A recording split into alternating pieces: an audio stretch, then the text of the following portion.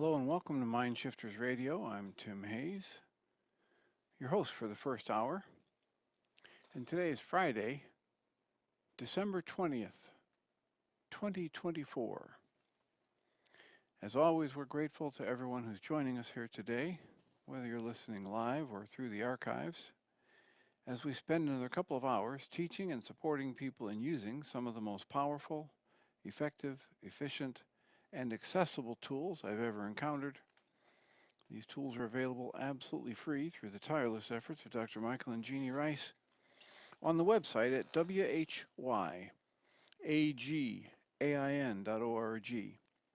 If you go to that website and click on the two words that say Start Here in the upper left-hand corner, it will take you to a page where you can download and read Chapter 24 of Dr. Michael Ryce's book. His book is titled, Why Is This Happening to Me Again? And that chapter of the book contains a narrative description and explanation of the primary tool in this work. That tool is called the Reality Management Worksheet, sometimes called the Reality Management Wake-Up Sheet. And it's a tool I've been using to great effect for over 20 years now to improve the quality of my life and most of my relationships, and to turn any negative emotional experience I have into part of the infallible guidance system that each and every one of us has been given. You can also download the actual worksheet process itself. It's a simple PDF file. Click the link, download it, print it off, copy it as often as you like, and use it over and over again, absolutely free. You can also download a whole host of audio files of shows just like this one where people have been stepped through that worksheet process. And if you choose to listen to them, they can serve as a powerful tutorial for you to help you get the maximum benefit from these tools in the shortest amount of time possible.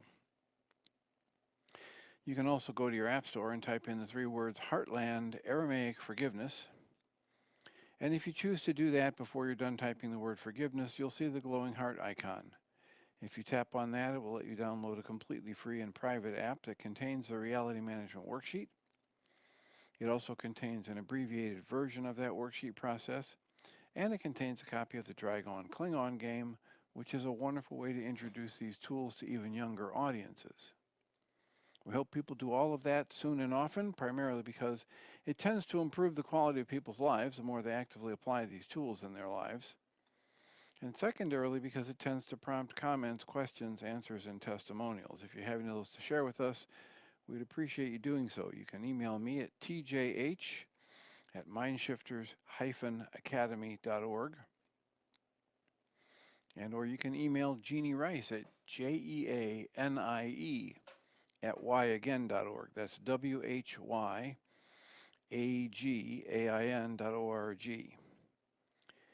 Or if you're listening live on Nedl, you can download the Nedl app, and that would give you the opportunity to either type a comment in or touch the phone icon and let us know that you'd like to make a live contribution to the show. We are always happy to have people make a live contribution. I view it as adding to the content and the quality of these shows.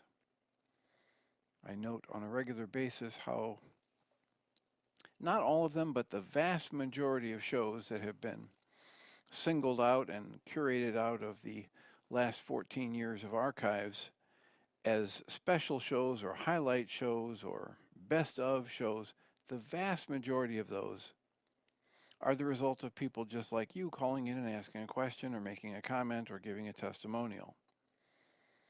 So we encourage people to do that, and we're very grateful whenever they do, among other things because it makes it far easier for us to live into our intention with this work. The intention we have with this work is to be a service, and that is infinitely easier to do when we know how these things are landing for you.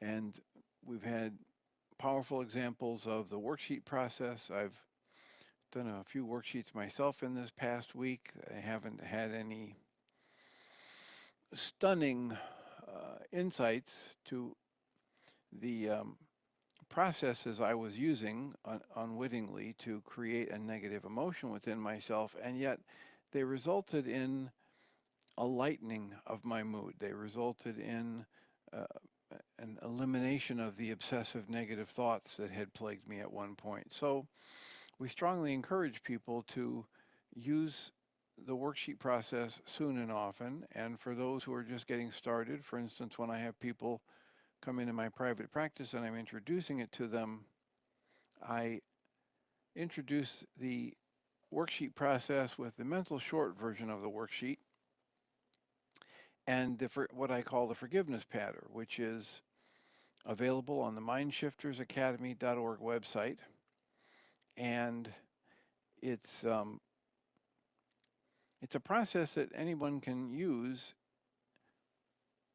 at any point in time, whether they're driving in their car or they're doing the dishes or they're on a phone call with someone or they're meeting with someone face to face and they realize that they're experiencing a negative emotional response and that they're somehow generating a negative emotional experience. And if you go to the Mindshiftersacademy.org website and click on the tab that says Educational Materials, it'll take you to a page where the first 4 or 5 links on there are directly related to the mental short version of the worksheet and a written mental short version and the forgiveness pattern, which is available to be downloaded as a PDF. And it's also, there's an MP3 of me reciting the forgiveness pattern. And some people had asked for that so they can just sit there with their eyes closed and hit play. And it's me reciting this combination of statements, this mindset of openness and allowance that has kind of grown over the years out of my collecting snippets of what some of the master experienced worksheet users have generated. The people like Dr. Michael Ryce and Jeanie and people that were at Heartland and people in my support groups over the years. And so that's free. I'll maintain it for free as long as I can, and it's available as a PDF download and an MP3. And I've had a number of people recently who have had great benefit simply by reciting the forgiveness pattern as they're doing that, whatever their choice is of a calming breath, a breath that brings on or initiates within them the parasympathetic response that is called the rest and digest response. And over time, if I'm pairing that calming breath with the repetition of the forgiveness pattern, I develop a conditioned response which can be very useful in my life to reduce a stress response, to move away from a stress response, and to interrupt a negative thought pattern that, whether I'm aware of it or not, has begun to generate the emotions that I say I don't want to feel. So, just some rehash for the Nedl audience of things that we have been promoting and sharing for 14 years now on the Mindshifters Radio on another platform. And again, the invitation for you to call in and let us know how these things are landing for you. There was a discussion last night in the support group related to some of the concepts I was reading about from Butterflies Are Free to Fly yesterday, and the idea of trust and the idea of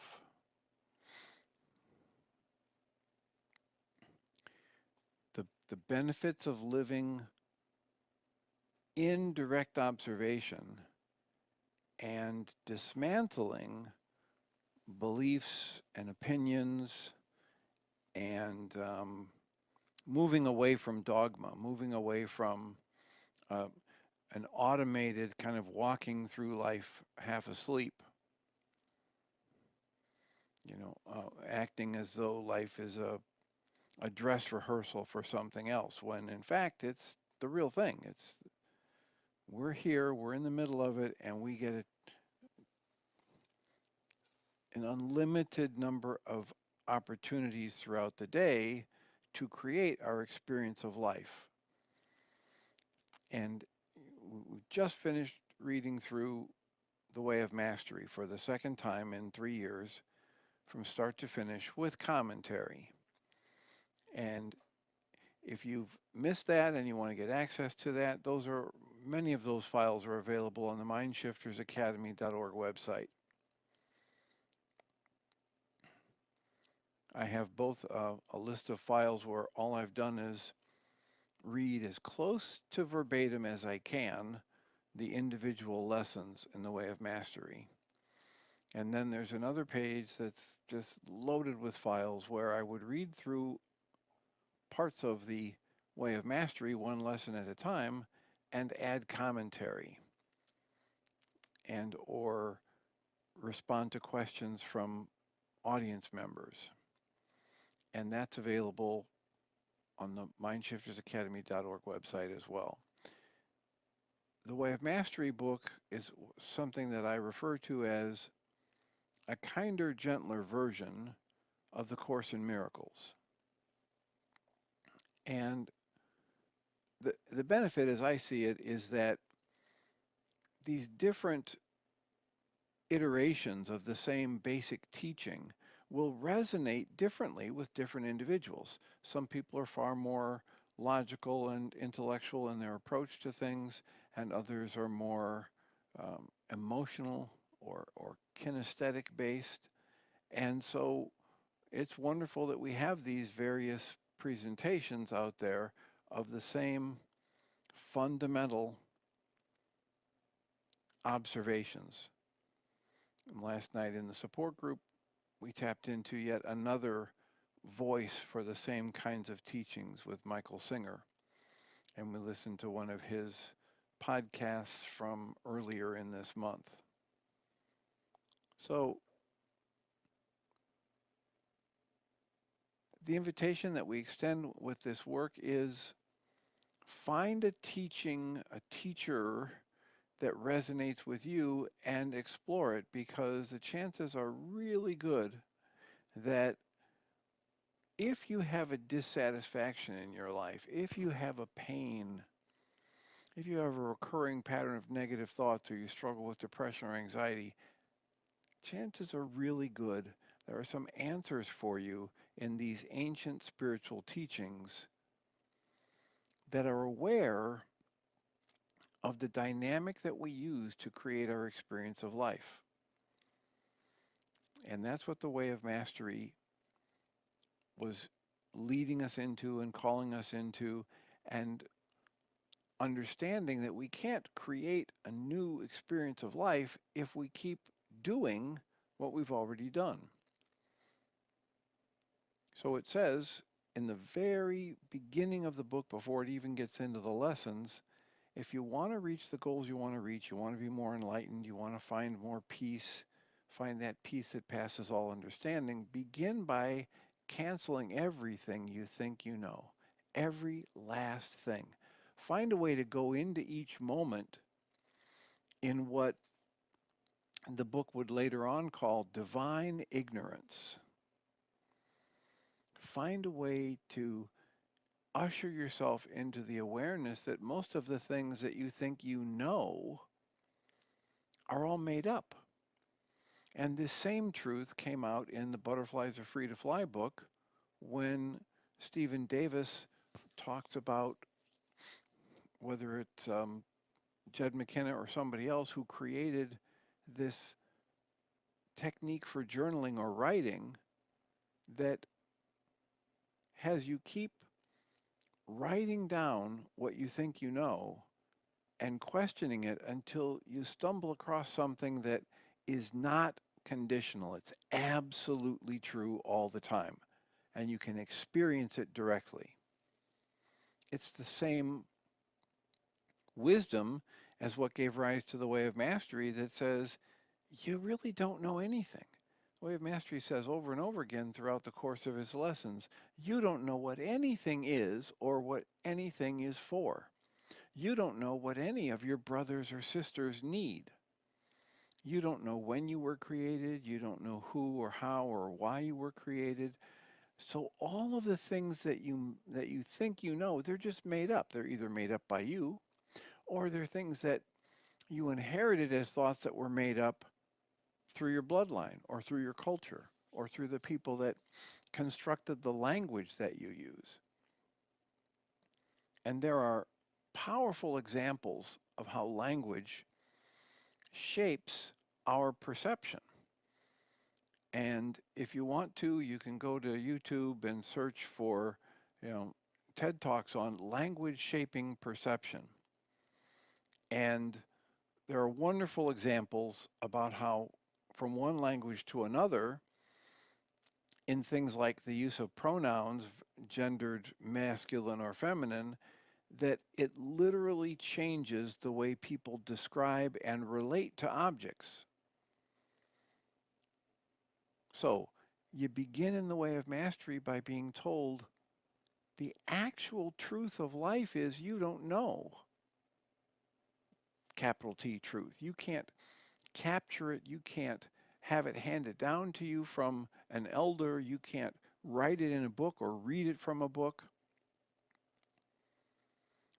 What you're holding on to in your words, in your statements, in your creeds. I mean, I remember I was raised in the Catholic Church and we would recite the Apostles' Creed. It's like we would recite the Pledge of Allegiance, and we would recite a number of poems that would seem to have good information in them, like Rudyard Kipling's poem If, or the Desiderata.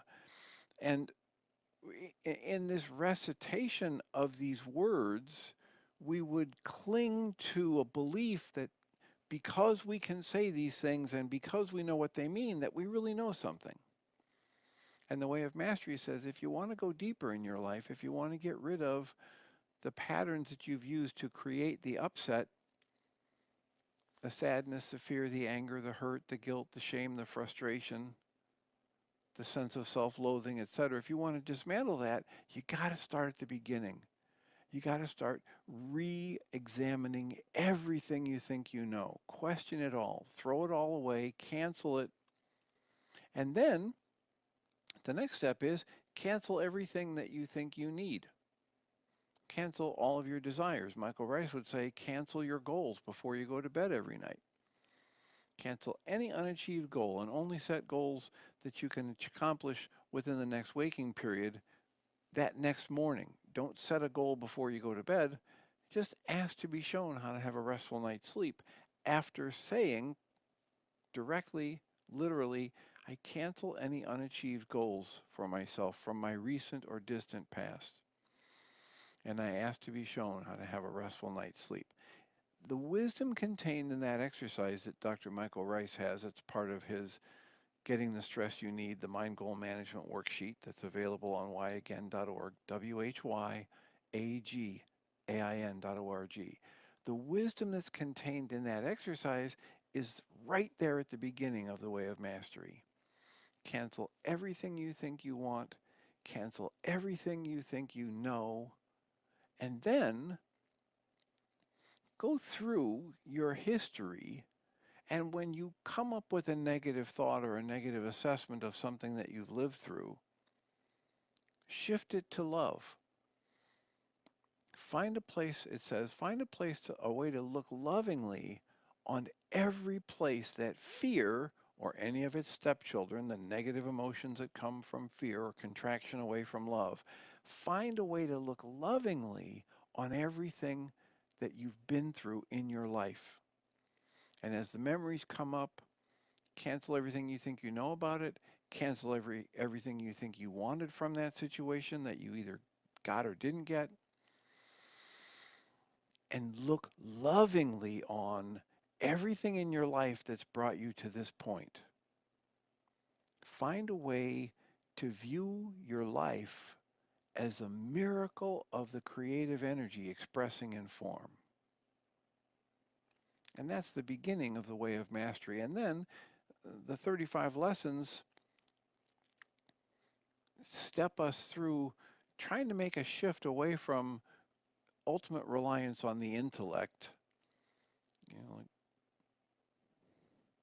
Einstein has a quote where he says, we were given a precious gift as the intuitive mind, the creative intuitive mind. And we were given a faithful servant, which is the conscious, logical, rational mind. And we have a serious problem because we live in a culture that has forgotten the precious gift. We do not teach ourselves, we don't teach our children in school to develop their creative, intuitive sense, their connection to a wisdom that arises without all of the logical steps. We don't teach people, we don't teach our children to meditate and to ask to be shown and to live in the question. So that's a problem. But he says, perhaps even worse than that is the culture we live in having forgotten about the precious gift and not teaching us about the precious gift. The next worst step is it's elevated this simple tool, this what was intended to be a faithful servant, it's elevated it to the level of master.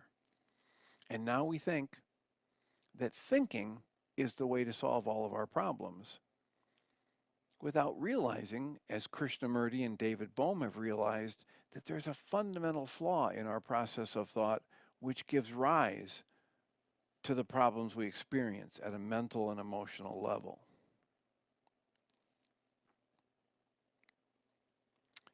So we have a hand up. We have a question or a comment from Susan Bingham. Are you there, Susan? Oh, yeah, hi, I am. Um, I do have a question, but these are technical. This is about Nedl. Um, Okay. are the archives saved on Nedl as well, No, someplace? Okay. no. No, the archives, we're in the process of working on that. They will be hosted on a platform called Podetize, but you'll get at them through the whyagain.org website. Okay. And in this, as we have for so long, people have gone to the whyagain.org website and clicked on the image of the microphone, and that takes them to a page where there's a list of the years and the months, and then you can scroll down day by day in the month. Eventually, that will happen again for these shows that have been happening in the past month or two, Mm-hmm. as we work out the details of the technical aspect of uploading them there and getting the links reassigned on the whyagain.org website. Wow. Okay. Now, if there's a specific show that you're trying to get access to, just send me an email about it, and I'll Okay. find a way to get it to you, sooner than what it might be a few weeks or a couple months until we Oh, get that's that nice. archive thing set up. Mm-hmm. Okay. Is that Um, is that the issue that you're looking for a replay of a show? not, not, not at the moment, but I was just wondering if if Needle itself was saving them, and they're not, and that's okay. Jeannie Needle was, is recording them for us, yeah, and at the okay, end of each show, we have the option to have a link sent to us to download it to our computers I and do see. whatever we want with it. Oh, great. So I've got two or three more questions about Needle, and then I have my real question. But when I first came on, I listened to you for a while, and then your voice disappeared, and I had to get out of the app and come back in. That's just a report. I don't know what caused it, um, but I'm curious about whether it happens with other people. And then if I am in queue, am I muted on your end, or do you Un, open the un, mic? yes, until I click on the phone and say we have Susan Bingham here, Okay, you're muted here until I click on it. okay. Another thing that happens is my screen goes dark. It's as if my phone Goes my to sleep. goes to sleep, but you're still talking, but I'm no longer in the app, which But is can you fine. but can you hear Yeah, I when your can hear. screen goes dark? Okay. Yeah, I can hear. And I know Michael was saying his screen kept going dark and we couldn't hear him. So it's just interesting. Also, when I dialed back in, the transcript disappeared, had stopped. Now I notice the transcript, your talking and my talking, are all being recorded. So I'm not sure about the transcript, but if my transcript stops, and I know Jeannie's did the other day too, I wonder if the transcript writing stops altogether or whether it's just disappeared on our phone. Yeah, I think the most likely possibility is that it's stopped on a particular device, but it's still being recorded Oh, good. on Nedl. No good. Well, it's interesting to me now. I'm getting to the other part. I have two very different questions. But you were talking about having done a wake up sheet, and I've been thinking about the kind of what consciousness is. I remember having a discussion with a scientist when we were living in New Haven about the fact that consciousness itself is universal. There's no difference. We're assuming, I guess, there's no difference between consciousness, between my consciousness. There are no attributes to consciousness. It's just itself. And if we become aware of being aware, we might say we're in the presence, capital P, or not. It depends. That's a whole different um, discussion. But going into the presence is what I've always thought of is what you need to do if you want to meditate, that you get out of your brain and into some kind of awareness or consciousness.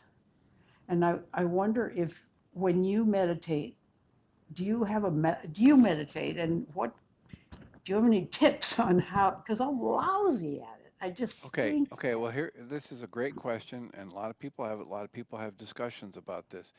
Here's the best that I've been exposed to over the decades that I've been doing this kind of work, um, and it's basically 50 years since I've been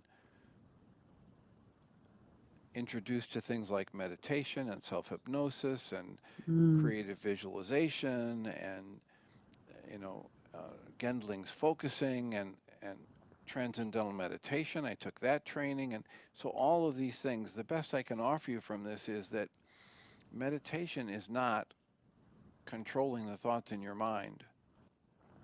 Meditation is learning to slow down and observe what your mind is doing. And the more you can observe what your mind is doing, then the more things change in your experience. Most of us, and this ties right into what I was just saying, that Einstein recognized that in our culture, we have forgotten the precious gift and we've elevated what's supposed to be the faithful servant or the simple servant to the level of master. So we train our children to think, mm-hmm. not feel, Yeah. not not watch thoughts from a distance, but to value thoughts and to value getting the right answer, which means Mm-hmm. reciting back to some teacher or authority figure, whatever they want, parroting it back to them. And so the meditative practice that really helped take me to the next level was when I was reading a book by Ram Dass many decades ago. It might have been Grist for the Mill. I forget exactly which book it was, but I've read a number of Ram Dass books over the years. But in it, he had a meditation practice. And at that point, it had been about 5 years or more where I'd been reading every book I could and taking trainings from different people. And I was, you know, I would have had the same comment you just, I'm lousy at this. I'm failing miserably at this, right? Right. And I Yeah. was reduced to one time I was checking out at the grocery store and they had a little stand right there by the checkout stand and these little books, these little, you know, 3 by 4 books or whatever. And one of them said, how to meditate. I bought the darn thing and read it and tried to do what it said. Mm-hmm. And then I stumbled across this book by Ram Dass, and in it, he said, here's all you have to do to be a success at meditating. Find a place, and back then we had phones with cords and everything. Put the phone in a drawer, so even if it rings, or take it off the hook and put it in a drawer so you won't hear the beeping, and just make an agreement with yourself that for however long you're going to meditate, you're not going to let yourself be disturbed. If somebody comes to the door, you're going to say, okay, they're at the door, let them come and let them go. I'm not going to. And also make an appointment with yourself for 3 hours later. So if anything comes up in this next, let's say I'm going to meditate for 20 minutes or half an hour. If anything comes up in this next half an hour that I really need to have a strong emotion about or a strong reaction to, I'll make an appointment with myself for 3 hours from now, and I'll generate that emotion and feel it and deal with it back then. Mm-hmm. But now for the next half hour, I'm going to sit comfortably. I'm going to not answer the phone or the door or other distractions, and I'm just going to do three things. I'm going to shift the focus of my attention from my breath and just notice what breathing rhythm my body chooses. I'll start with a couple deep breaths just to get a rhythm established, but then I'll just notice. I'm not trying to maintain a 4 count of breathing. I'm not trying to count anything. I'm not trying to breathe in a certain way, but I'm noticing my breath. That's one focus of attention. And the second focus of attention will be a, a mental inventory of what's going on in my body from the top of my head down to my toes. Mm-hmm. So I'll just occasionally notice, oh, I haven't checked in with my body, and I'll gently shift the focus from whatever I was on to scanning my body from the top of my head down to my toes. Mm-hmm. And the third focus of attention is whatever thoughts arise. And I'm left-handed. I think that might have influenced this. So I would imagine my thoughts coming in from the left-hand side and kind of floating in front of my forehead. My eyes are closed. And I would envision like a cartoon bubble forming around them and then them floating away to the right side. And then I Mm-hmm. would kind of turn my attention figuratively to the left to see what thought would come next. Mm-hmm.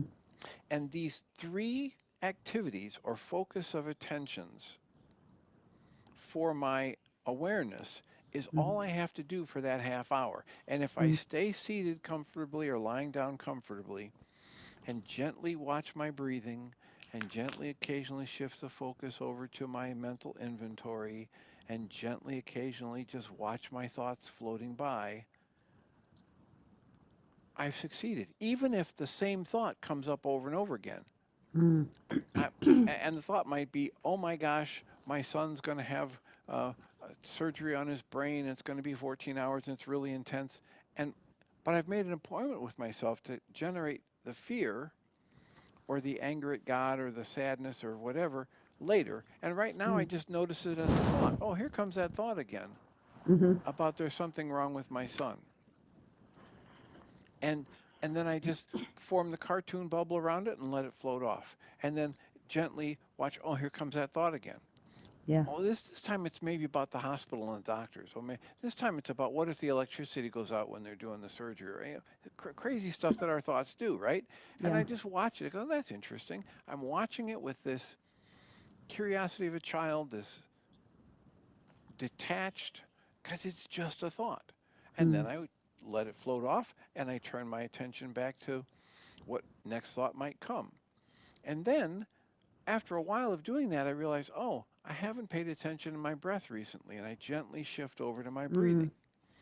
So there's no prescription about how many minutes in that 30 minutes I need to spend on watching the breath or watching the thoughts or doing the mental inventory.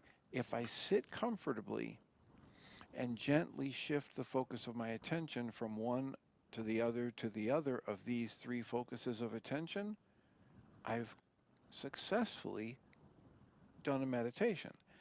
And the first time I did that exercise, I got more deeply relaxed by a magnitude of 10 than I Mm. had in anything I'd done over the previous 5 years with all my Fantastic.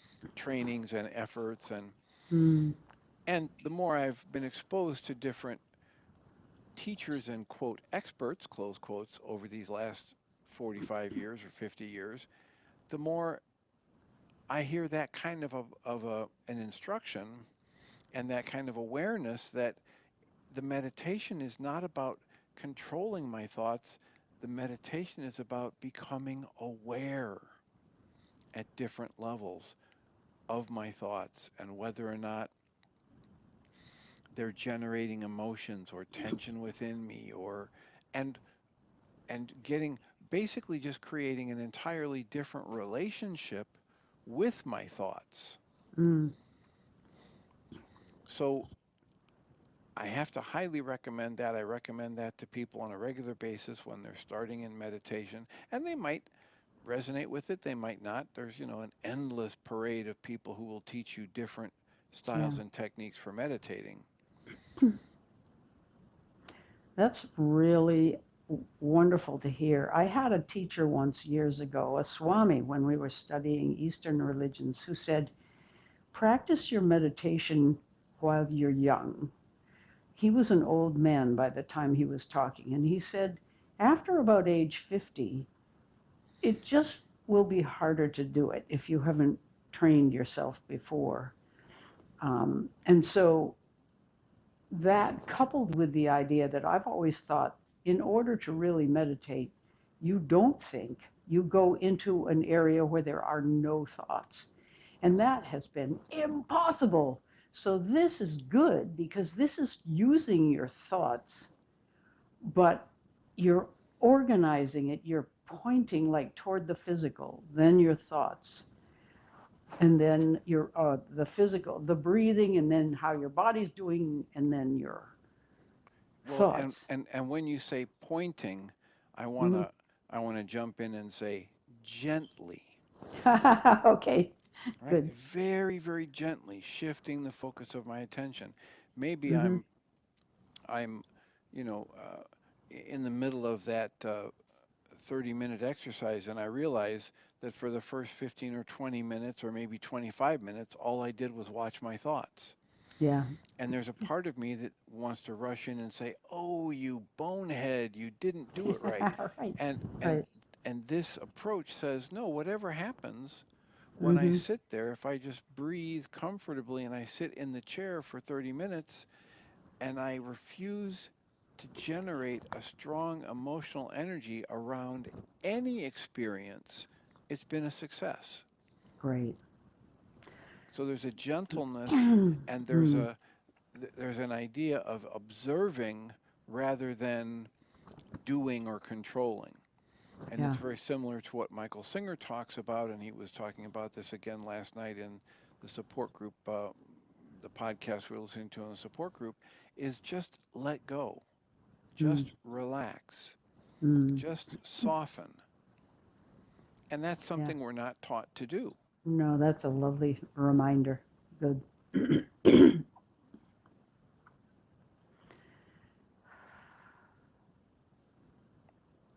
Well, so I have a completely other question. All right. As I keep saying, I've been working on a memoir, not knowing for why I'm doing it, except that I'm loving doing it. Um, And I would just say, what better reason could there be for doing something? oh, that's great. Thanks. That's good because it's not my work. And so I have to get past the thought that I'm playing hooky. But it's just been so delicious that I can't wait to get to it. What I have come across has to do with perception. And it's a juicy topic for Michael Ryce because he talks about churchianity.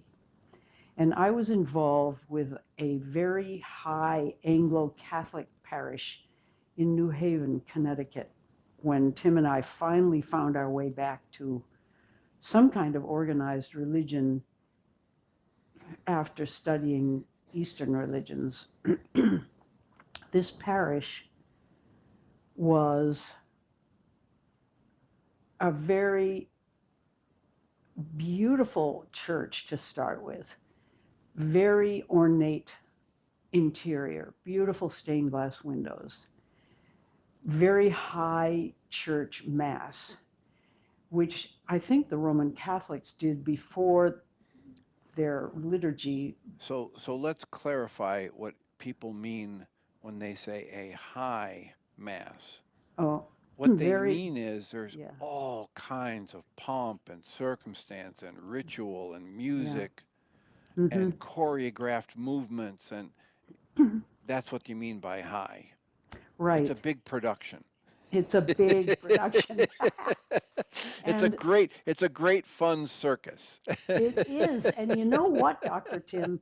I've been in theater doing these operas, and it occurred to me that this is theater too, and that the relationships that are formed in a theater company, a troupe may be touring and going around the country, they get, there's lots of intrigue, interpersonal connectings, some good, some bad, very intense.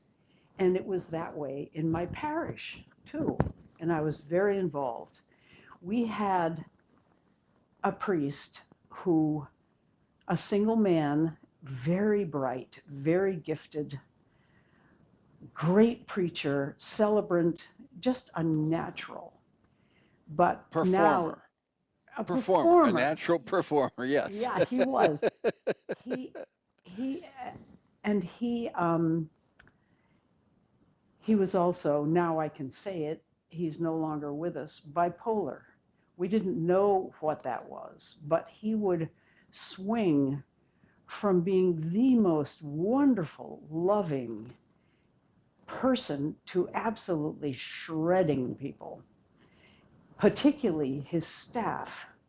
And so somebody like me, who's a parishioner but very involved as an acolyte, a subdeacon, crucifer, altar guild, vestry, I was so involved and loving it. But the closer I got to an inner circle, the more dangerous it was, because I might be the target of a rage episode. And it would happen even during a mass. If I didn't move the book from the left side to the right side of the altar, he might have Just a the right time. Yeah, fit. it's wonderful. You're Yeah, ruining the play. I know. And he would Get have a off the fit. stage. But he knew better than to have it be overt. Up at the altar, you could feel it. Talk about electric vibes.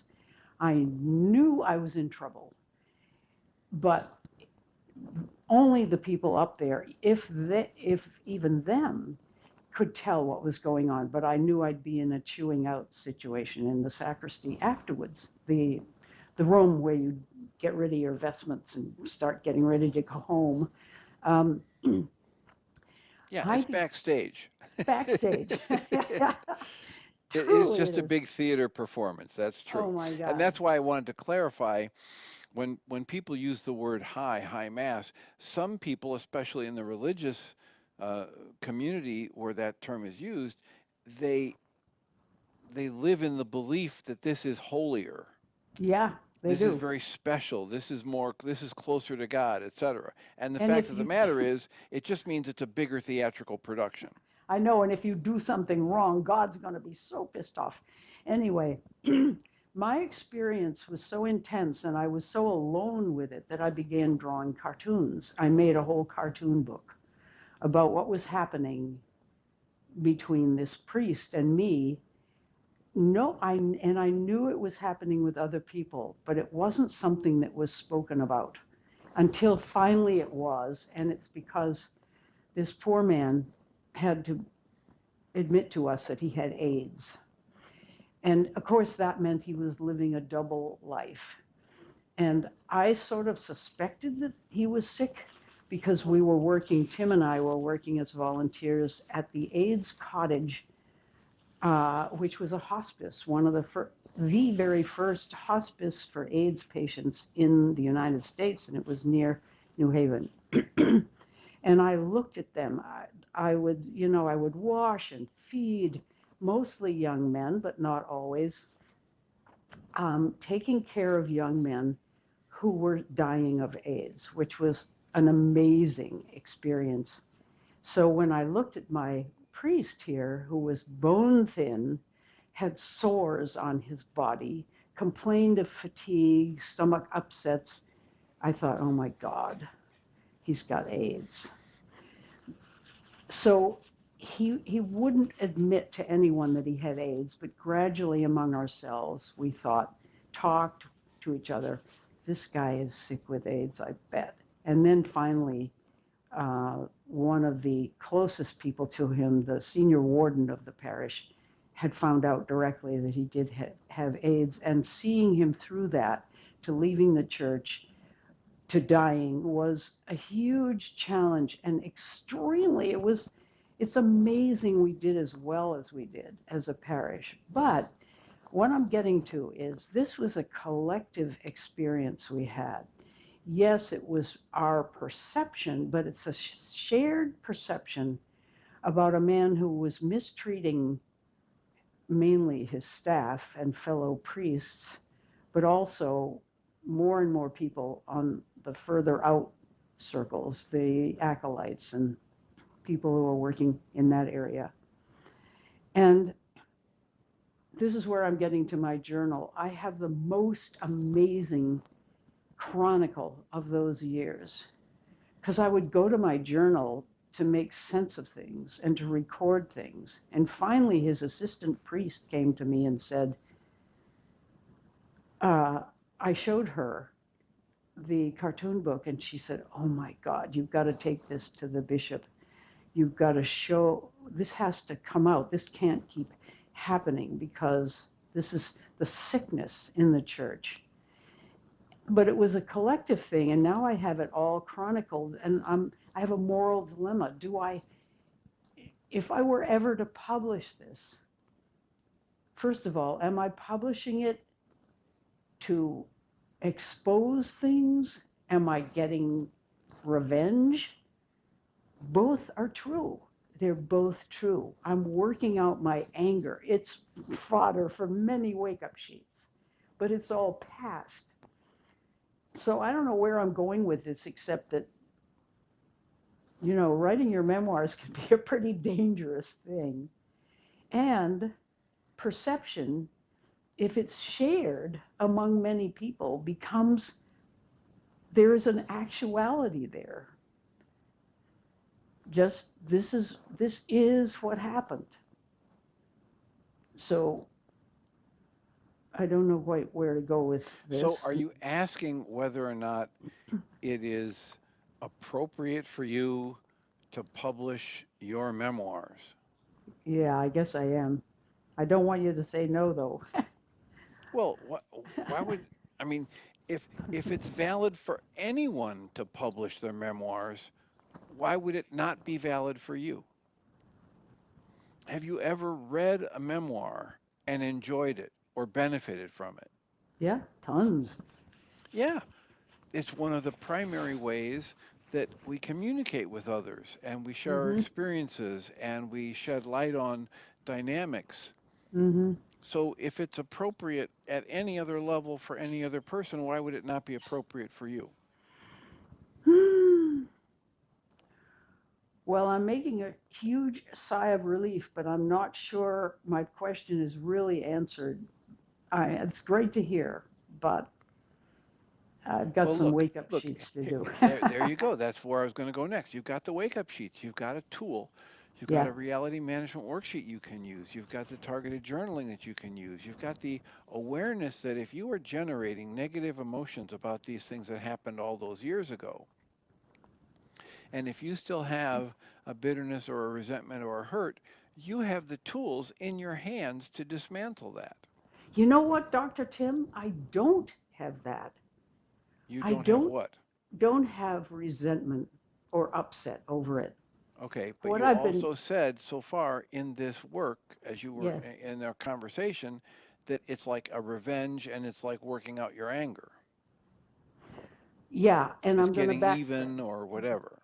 I Mm, forget exact phrase you used, but you used okay. some phrases like that. Yeah. You know what?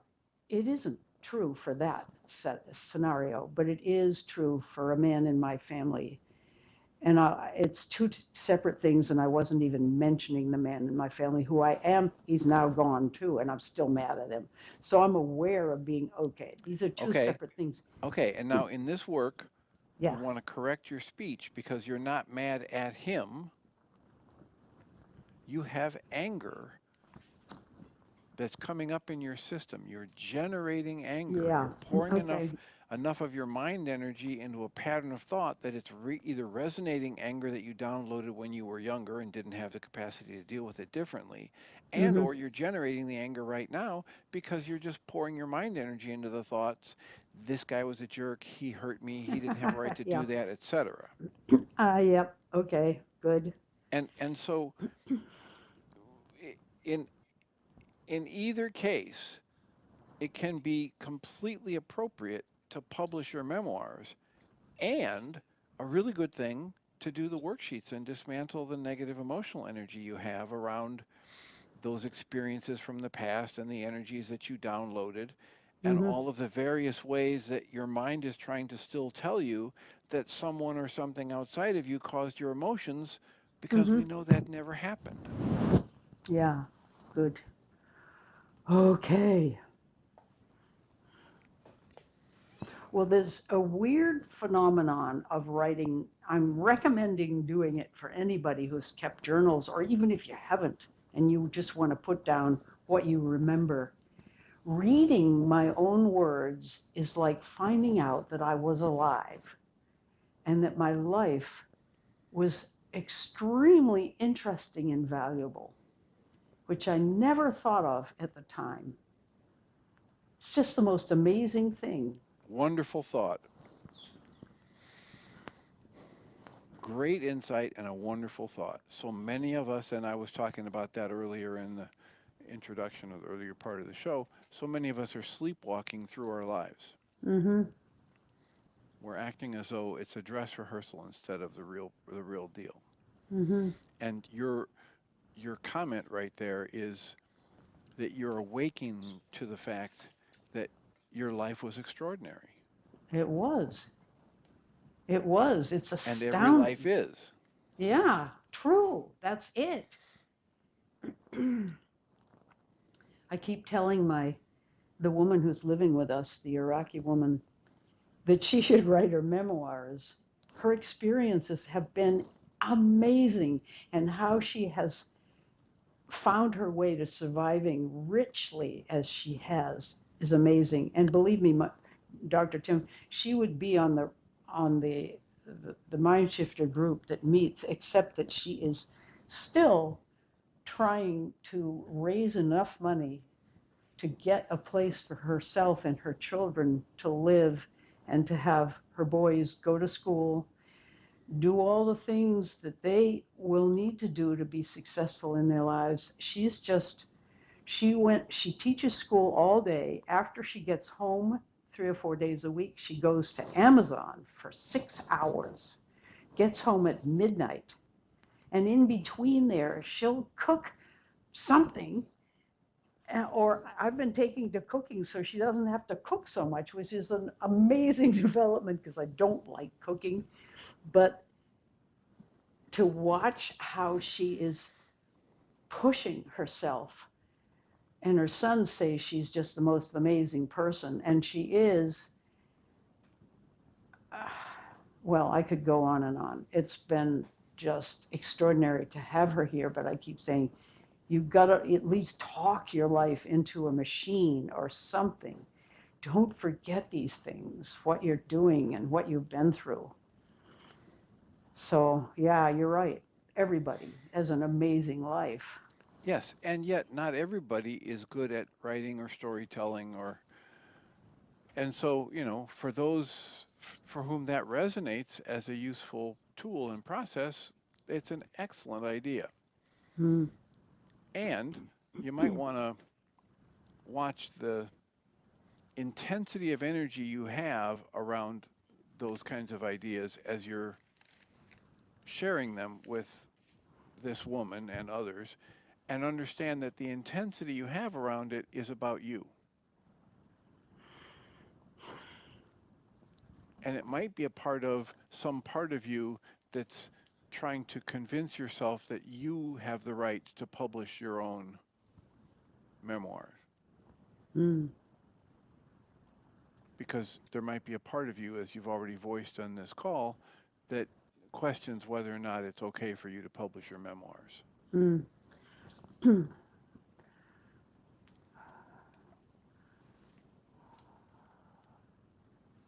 Anything clicking there? Shut up, Dr. Tim.